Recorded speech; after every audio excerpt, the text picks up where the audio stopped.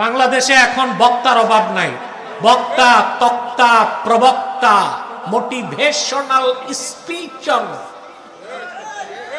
Scholar, আমি বলি screw driver, এরা কথায় কথায় কুফর করে, আল্লাহর শানে বেয়াদবি করে, রাসূলুল্লাহর শানে বেয়াদবি করে, আম্মা জানদের শানে বেয়াদবি করে, কোরআন বিরোধী বক্তব্য দেয়। এদেরকে আপনাদের বয়কট করতে হবে। কোরআন সুন্নাহ মোতাবেক সহি কথা যারা বলে, হোক ভাইরাল হোক নন ভাইরাল, হোক কণ্ঠওয়ালা হোক কণ্ঠ ছাড়া, তাদের কথা শুনবেন, লাভবান হতে পারবেন। আপনার এই হাজার হাজার লোক বসে আছেন না, কথা বলেন, আমি বয়ান করতেছি, শুনতেছেন না? এটা কুমিল্লা কত আসন বলেন? নাউজুবিল্লাহ, জোরে। আমি নিজে যদি এই আসনে দাঁড়াই, যত লোক আছেন 3/1 লোক আমাকে ভোট দিবেন? জি না। 70টা কর্মী আসা, জি না। এইটা আমাদের দেশের অনেক পীর সাহেব, অনেক আলেম, অনেক বক্তা বুঝে না। মাঠে যা থাকে মনে করে এই সব আমার ভোটার, পরে নির্বাচনের পর দেখে পাশের আগে বাস, জামানত গেছে। তো আমি যখন রাজনৈতিক প্রশ্ন আনবো, আপনারা ভাগ হয়ে যাবেন। জামাত একদিক, বিএনপি একদিক, এনসিপি একদিক, আওয়ামী লীগ আরেক দিক। সেজন্য আমি বলি যে আমি দ্বীনের স্বার্থে অরাজনৈতিক ঐক্য চাই। রাসূলুল্লাহ সাল্লাল্লাহু আলাইহি সাল্লামের জলিলুল কদর সাহাবী ছিলেন মুসআব ইবনে উমাইর রাদিয়াল্লাহু তাআলা। নাম শুনছেন? মনে রাখবেন না? আমরা ভালো ভালো নাম রাখবো সন্তানদের, সাহাবা একরামের নামগুলো বরকত হিসেবে রাখবো, এতে সন্তানগুলো আল্লাহর ওলি হবে। আমরা তো নাম খুঁজে পাই না, কি নাম রাখে দেখেন না? এক বুদ্ধিজীবী তার ছেলে আর মেয়েদের নাম রাখছে খুব ইউনিক নাম। ইউনিক না, অদ্ভুত নাম। তো ছেলেদের নাম কি? বলে 4 ছেলে, হকি স্টিক, ব্যালিস্টিক, নাট এবং বল্টু। মেয়ে কয়টা? 3টা। কি নাম? কবিতা, ববিতা, নবনীতা। তো এই নাম রাখছেন কেন? বলে আমি ধর্ম বিশ্বাস করি না। এখন আরবি নাম রাখলে মুসলমানের, আরবি নাম রাখলে বোঝা যায় ইসলামী নাম রাখছি, হিন্দু নাম রাখলে বোঝা যায় হিন্দু নাম রাখছি, এই জন্য এরকম অদ্ভুত নাম রাখছে। আমার মনে হয় কিছুদিন পর এসব মানুষ ছেলে মেয়েদের নাম রাখবে জুতা, স্যান্ডেল, ঠিক কিনা? আমরা সন্তানদের নাম রাখার ক্ষেত্রে সচেতন থাকব। সাহাবায়ে কেরামের নাম রাখবো, আউলিয়াদের নাম রাখবো, এতে বরকত হবে। কি হবে? সাহাবীর নাম মুসআব বিন উমাইর। মদিনাতুল মুনাওয়ারায়, মক্কা মুকাররমায় 1500 বছর আগে এমন 100 ধনী ছিল যাদের প্রত্যেকের কাছে 1 লক্ষ দিনার করেছিল। 1 লক্ষ দিনারকে আরবিতে বলা হয় কিনতার। কি বলা হয়? এরকম কত ধনী ছিল? 100। এই 100 ধনীর মধ্যে আবার সেরা ছিল মুসআব বিন উমাইর। সুবহানাল্লাহ বলবেন না? হাদিস শরীফ সাক্ষ্য দেয়, মুসআব বিন উমাইর রাদিয়াল্লাহু তাআলা আনহু প্রত্যেকদিন তার দস্তরখানে 70 জন মেহমান বসাতেন। সোনা রূপার বাটিতে মেহমানদেরকে খাবার দিতেন। মেহমানদারির পরে সোনা রূপার বাটিগুলো ফেরত নিতেন না, মেহমানদেরকে হাদিয়া করে দিতেন। মুসআব ইবনে উমাইর রাদিয়াল্লাহু তাআলা আনহু রাসূলুল্লাহর কাছে ঈমান এনে মুসলমান হলেন। বাবা ছাড়লেন, মা ছাড়লেন, ভাই ছাড়লেন, বিত্ত বৈভব সব ছেড়ে দিলেন। বদর যুদ্ধের সময় মুসআব বিন উমাইর আল্লাহর হাবিবের পক্ষে যুদ্ধ করেছেন। আর তার আপন ভাই আমের বিন উমাইর কাফের ছিল, সে রাসূলুল্লাহর বিরুদ্ধে যুদ্ধ করেছে। বদরের যুদ্ধে আল্লাহ রাব্বুল আলামিন তার হাবিবকে মহাবিজয় দিলেন। 70 জন কাফের বন্দী হয়েছিল, তার মধ্যে একজন কাফের ছিল মুসআব বিন উমাইরের আপন ভাই। চিন্তা করেন ঈমান কি জিনিস! একজন ইসলামের পক্ষে, আরেকজন ঈমান না ইসলামের বিপক্ষে। আপন 2 ভাই 2 দিকে তরবারি নিয়ে দাঁড়ায় গিয়েছিল। সুবহানাল্লাহ। আমের বিন উমাইর কাফের, সে বন্দী হয়ে গেল। চতুর আমের বিন উমাইর সাহাবায়ে কেরামকে বলল, আমি আল্লাহর রাসূলের সাহাবী মুসআবের আপন ভাই। আপন ভাইয়ের পরিচয় দিস, পরিচয় পেয়ে সাহাবায়ে কেরাম তার হাতের বাঁধন ঢিলা করে দিয়েছেন। সকালবেলা মুসাব বিন উমাইর যখন সাহাবায়ে কেরামের কাছে আসলেন, সাহাবায়ে কেরাম বললেন, তোমার আপন ভাই তো বন্দী হয়েছে, তোমার পরিচয় পাইছি, তোমার ভাই তার হাত পায়ের বাঁধন ঢিলা করে দিয়েছে। হাদিস সাক্ষ্য দেয়, মুসাব বিন উমাইর বলেছেন, শোনো সাহাবীরা, কাবার মালিক আল্লাহর কসম করে বলি, মুহাম্মদ সাল্লাল্লাহু আলাইহি ওয়াসাল্লামের বিরুদ্ধে যে তরবারি উঠিয়েছে যুদ্ধে, ওই রকম কুলাঙ্গার আমি মুসাবের ভাই হতে পারে না। উহুদ যুদ্ধের সময় মুসাব বিন উমাইর রাদিয়াল্লাহু তাআলা আনহু উহুদ যুদ্ধে আল্লাহর হাবিবের সামনে দাঁড়ায় ছিলেন। আপনারা জানেন উহুদের যুদ্ধে নূর নবীজির নূরের দাঁত শহীদ হয়েছিল, জানেন? আল্লাহর হাবিবের একদম সামনে দাঁড়ায় ছিলেন হযরতে আবু উবাইদা ইবনুল জাররাহ। তিনি রাসূলুল্লাহর সামনে ঢাল হিসেবে দাঁড়ায় ছিলেন। আল্লাহর হাবিব ডানে বামে তাকালে তিনি বলতেন, ফিদাকা আবি ওয়া উম্মি, আয় আল্লাহর রাসূল, আপনার কদমে আমার বাপ মা কুরবান হোক। আপনি ডানে বামে তাকাবেন না, প্রতিটা অস্ত্রের আঘাত আমার সিনায় লাগবে, আপনার কাছে যেতে দিব না।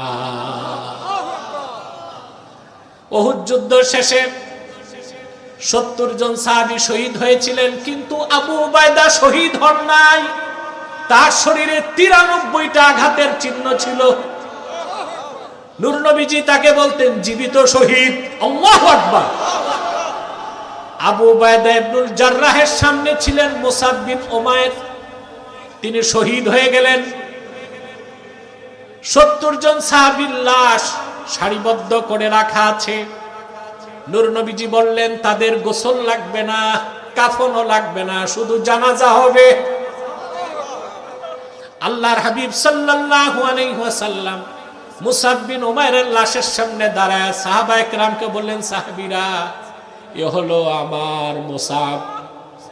ওয়ালাকাদ রাআইতুহু ওয়া আলাইহি বুরদান লা তুরাফু কিমাতুহুমা ওয়া ইন্না শিরাকা নালাইহি মিন যাহাবিন। এই মুসাব ইসলাম কবুলের আগে দেখেছি তার শরীরে এমন 2টা চাদর, যার দুনিয়ায় মূল্য কত কেউ জানতো না। আর আমার মুসাব যে জুতা পায়ে হাঁটতো, সেই জুতার ফিতাটা ছিল খাঁটি সোনার তৈরি। আল্লাহ তার হাবিবের ভালোবাসায়, ইমানকে ভালোবেসে বাপ ছাড়লেন, মা ছাড়লেন, ভাই ছাড়লেন, বাড়িঘর ছাড়লেন, ব্যবসা ছাড়লেন, টাকা পয়সা ছাড়লেন, নিজের জীবনটা উৎসর্গ করে দিলেন। যে লোকটা 70 জন মানুষকে মেহমানদারি প্রতিদিন করাতেন, উহুদের ময়দানে তার লাশ পড়েছিল ছোট একটা চাদর দেহে।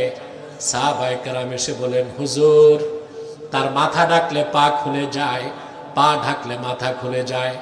আল্লাহর হাবিব বললেন, চাদর দিয়া তার মাথাটা ঢেকে দাও, আর ইদখির ঘাস দিয়া তার পা ঢেকে দাও। এভাবে সাহাবায়ে কেরাম আল্লাহর কথা প্রমাণ করেছেন, তারা জীবনের চেয়ে বেশি আল্লাহ তার রাসূলকে ভালোবেসেছেন।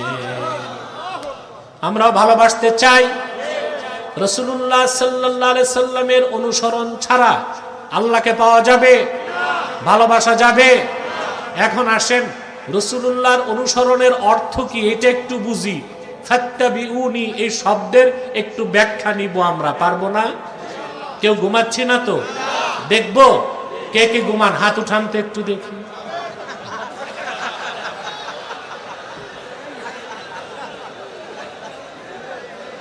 আমি বুঝতে পারছি আপনারা খুব বেশি মন দিয়া কথা শুনতেছিলেন, এই জন্য তাল হারাই ফেলছেন। প্রিয় ভাইরা, রাসূলুল্লাহ সাল্লাল্লাহু আলাইহি ওয়াসাল্লামের অনুসরণের অর্থ কি? ইত্তেবায়ে রাসূল অর্থ কি? রাসূলুল্লাহর অনুসরণ ছাড়া মুক্তি আছে? নাজাত আছে? এক কথায় ব্যাখ্যা করা যায়, আল্লাহর হাবিবের অনুসরণটাই ইসলাম। রাসূলুল্লাহর ইত্তেবা সুন্নতের বাইরে, অনুসরণের বাইরে কোনো শরীয়ত নাই, তরিকত নাই, হাকিকত নাই। মারেফত নাই, কোনো ইসলাম নাই। ঠিক কিনা বলেন? আল্লাহর হাবিব যেটা বলেছেন করো, আল্লাহ ফরজ করে দিয়েছেন। তিনি বলেছেন করো না, আল্লাহ হারাম করে দিয়েছেন। তিনি যেটা পছন্দ করেছেন আল্লাহ দিন বানায় দিয়েছেন। তিনি যা পছন্দ করেছেন আল্লাহ বদ্দিন বানায় দিয়েছেন। ঠিক না? আল্লাহর হাবিব যেটা পছন্দ করছেন ওটা কি হয়ে গেছে?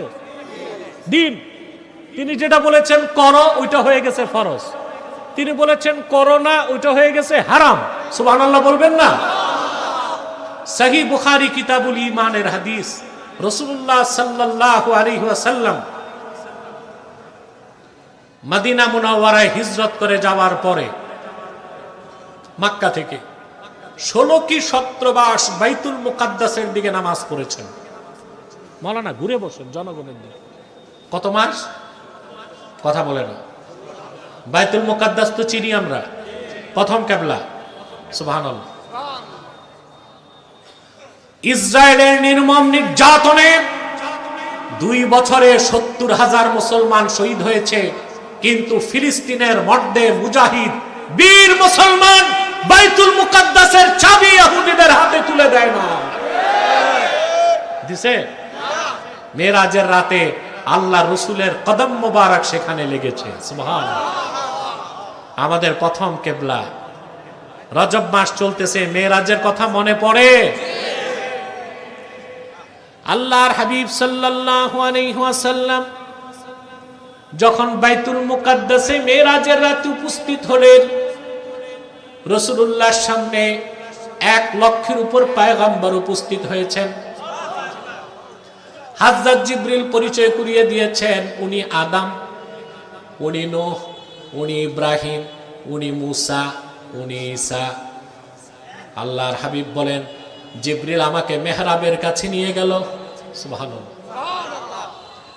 ইকামত হয়ে গেল, সবাই অপেক্ষা করতেছে আজকে কে ইমামতি করবে।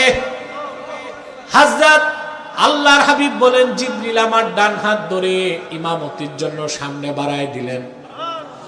আমি লক্ষাধিক নবীর নামাজে 2 রাকাত নামাজের ইমামতি করলাম। আল্লাহ আখিরি নবী মুহাম্মদ সাল্লাল্লাহু আলাইহি সাল্লামকে মেরাজের রাতে বাইতুল মুকাদ্দাসে আনুষ্ঠানিকভাবে ইমামুল মুরসালিন স্বীকৃতি দিয়ে দিলেন। এই বাইতুল মুকাদ্দাস কোনদিন ইহুদিরা আমাদের কাছ থেকে নিতে পারবে না। মুসলমান জীবন দিবে, রক্ত দিবে, মসজিদ বাইতুল আকসা নিতে পারবে না, কারণ ওখানে আল্লাহর হাবিবের কদম লাগছে। সুবহানাল্লাহ। এই জন্যই তো নাম মুকাদ্দাস। এটা 3টা এরাব, মুকাদ্দাস, মুকাদ্দিস, মাকুদিস। ইসমে ফাইল থেকে, ইসমে মাফুল থেকে, জরফে মাকান থেকে। অর্থাৎ যেখানে ঢুকলে মানুষ পবিত্র হয়, যে মসজিদ মানুষের অন্তর পবিত্র করে দেয়, যেখানে বরকত আর বরকত। সুবহানাল্লাহ। কুদস পবিত্রতায় ভরপুর। সুবহানাল্লাহ। হিজরতের পর রাসূলুল্লাহ সাল্লাল্লাহু আলাইহি ওয়াসাল্লাম বাইতুল মুকাদ্দাসের দিকে নামাজ পড়েছেন কয় মাস? 16 কি 17 মাস। এখানে সাক্ষ্যে রাবি আছে, 16 কি 17 মাস। কিন্তু আল্লাহর হাবিবের দিলের টান ছিল কাবার দিকে। আল্লাহর হাবিব কোনদিন আল্লাহর কাছে মুখ খুলে বলেন নাই আল্লাহ কাবাকে কিবলা বানাও। শুধু আকাশের দিকে তাকাতেন। রাসূলুল্লাহ সেই তাকানোটা আল্লাহ কত ভালোবেসেছেন সেটাও কোরআনে আল্লাহ বলে দিয়েছেন, কদ নারা তাকাল্লুবা ওয়াজহিকা ফিস সামা। হাবিব আমার মুহাম্মদ সাল্লাল্লাহু আলাইহি ওয়াসাল্লাম, বারবার আপনি আকাশের দিকে তাকান, তা আমি আল্লাহ লক্ষ্য করি। আয়াত থেকে বোঝা যায় আল্লাহর ভালো লেগেছে। আল্লাহ বলে দিলেন, ফালানুওয়াল্লিয়ান্নাকা কিবলাতান তারদাহা। অচিরে আপনার মন যেটারে কিবলা বানাতে চায় সেটারই আমি কিবলা বানায় দিব। বুখারী শরীফ সাক্ষ্য দেয়, রাসূলুল্লাহ সাল্লাল্লাহু আলাইহি ওয়াসাল্লাম মসজিদ নববী থেকে 7 কিলোমিটার দূরে মসজিদ যুল কিবলাতাইনে আসর নামাজ পড়তেছিলেন। আসরের 2 রাকাতের পর আল্লাহর রাসূল যখন রুকুতে গেলেন, আল্লাহ ওহী নাজিল করলেন, ফাওয়াল্লি ওয়াজহাকা শাতরাল মসজিদিল হারাম। হাবিব মুহাম্মদ সাল্লাল্লাহু আলাইহি ওয়াসাল্লাম, এখন আপনি আপনার চেহারাটা কাবার দিকে ঘুরিয়ে ফেলুন। রাসূলুল্লাহর মন চাইলো কাবা কিবলা হোক, আল্লাহ সেটারে দ্বীনের অংশ বানাই দিলেন। তিনি বলেছেন করো, আল্লাহ ফরজ করে দিয়েছেন। তিনি বলেছেন করো না, আল্লাহ হারাম করে দিয়েছেন।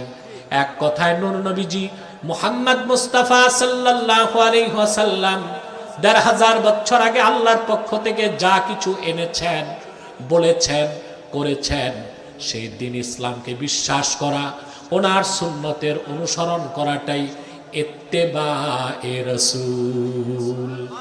সেজন্য আল্লাহ বলে দিয়েছেন ফাত্তাবিউনি ইউহিব্বুকুমুল্লাহ, তোমরা যদি আল্লাহকে ভালোবেসে থাকো, আমি মুহাম্মদ সাল্লাল্লাহু আলাইহি সাল্লামের অনুসরণ করো, তাহলে আল্লাহ তোমাদের ভালোবাসবেন আর জিন্দেগীর গুনাহগুলো মাফ করে দিবেন। এবার আসেন কঠিন কথা বলবো। এতক্ষণ যে ব্যাখ্যাটা পেলেন এটা সূরা আলে ইমরান ৩১ নম্বর আয়াত থেকে।